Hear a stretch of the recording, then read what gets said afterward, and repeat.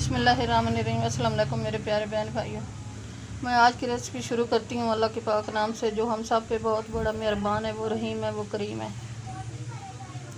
उम्मीद करती हूँ कि सब ठीक ठाक होंगे। अल्हम्दुलिल्लाह मैं भी ठीक ठाक हूँ। मैं आज की रेसिपी बना रही हूँ कोरमा। ये मैंने 1.5 kg चिकन लिया, अच्छी तरह वाश कर काट लिए। और ये देंगे, ये सब्ज़ मिर्ची है, ये लहसुन अदरक शामिल कर रही हूँ।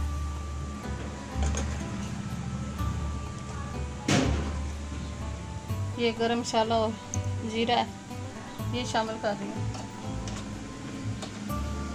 ये 1 टीस्पून सूरख मिर्च है, ये शामिल कर रही हूँ। ये 1/2 टीस्पून हल्दी है।